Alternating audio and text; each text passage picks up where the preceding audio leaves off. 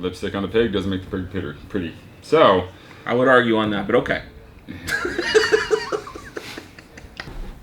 Hey there, Bob from Oregon's Constant Gardener. Welcome to the OCG Fam Show to you, my YouTube buddies. What's going on?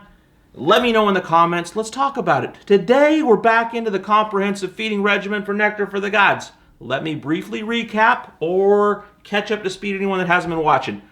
What we're doing here is we're talking to y'all that are thinking you're growing maybe 4, maybe 6 plants, and you want to grow the absolute best plant you can possibly grow. You're looking to have some results. So what we've been doing is taking Nectar for the Gods and all the other stuff that goes along with Nectar for the Gods that you can use with it, that works well with it, and figuring out a regimen of how we would feed the plants, all that stuff, and make it all work together. And we started off, we interviewed all the people that make all this stuff about how it all works together. The full-on, the Bigfoot, the cultured, that sort of thing. And then we started going into which Nectar products to use. We started off with just using some one-shot, then maybe adding in a little Gaia Mania, and then we talked about doing some Medusas and some Gaia, and then for bulking, making big flowers, putting in some Herculean Harvest, how you need to do some Olympus Up if you do that, Zeus Juice to make the whole thing work a little better, and then now we're talking about these two, which are going to round out the basis of our Nectar for the God feeding regimen. Demeter's Destiny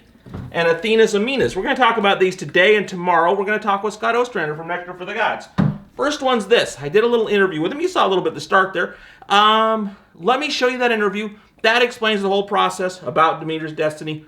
Watch that, and I'll talk to you after. So now we're kind of just focusing on the building blocks of every cell in every living thing. Okay. Which basically are going to be calcium molecules and amino acids. So with that being said, a lot of people in our industry run a lot of CalMag products. Sure, yeah. Calcium, magnesium products, because a lot of our plants will have magnesium needs. Mm-hmm. A lot of cocoa fibers out there in the world are saltier. They haven't been washed. They tend to tie up calcium, and a lot of people immediately think that's because cocoa fiber ties up calcium that we're going to need these supplements of CalMag. But that's not the case necessarily. Not necessarily. You may fix it with the CalMag, but you're not fixing the problem. You're just rolling over the top of it. Exactly. You're throwing a mask on a problem, and it's not going to make it better. Lipstick on a pig doesn't make the pig pretty. So, I would argue on that, but okay. Anyways, so with that being said, we don't go to bars together. All right, fair enough. No wingman action here. No. We're both married. That's over. All right. So with our line, because we also produce our own potting soils, we know that we are preparing our cocoa fiber to the point where it's not going to be tying up the calcium like the standard cocoa fiber we see out in the industry. Mm-hmm. When you actually wash the salt off, when you buffer the cocoa medium, we're inoculating that so that we're freeing up the cocoa so it doesn't want to grab all our calcium and tie it up. Okay. Now, with that being said, breaking down cocoa fiber, we found out there's a lot of potassium, a lot of magnesium, a lot of trace mineral in that, and there's excess of it. Okay. So how do we access that to make the plants have that available to them for growth? Well, we started looking at chelators, and not EDTAs, not things that are synthetically generated chelators. Okay. But the calcium molecule, again, is such a reactive molecule, and in Demeter's, what we do is we use the calcium phosphate from milk, the same milk we're using to make the Aphrodites. Okay. Talk about that down the road as an enhancement.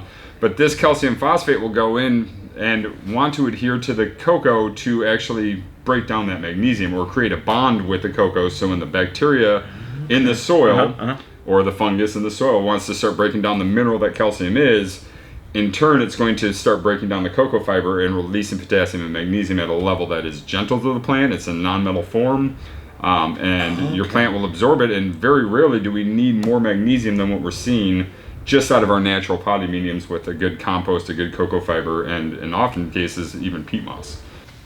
Okay, that was fun. I hope you enjoyed that, found it informative. I think that pretty much covers Demeter's Destiny. Tomorrow, Athena's Aminas. That's what we'll be getting into. We'll be talking about this. It's going to be a lot of fun. I hope you'll join me. I love you, and I'll see you tomorrow. For more information about anything on today's show, go to our website, OCGFAM327. And if you buy anything while you're there, use the code FAMSUMMER. It's going to save you 20%, and it's a lot of fun. The OCG Fam Show, it's pretty good. It happens every day. It's the OCG Fam Show. See you tomorrow.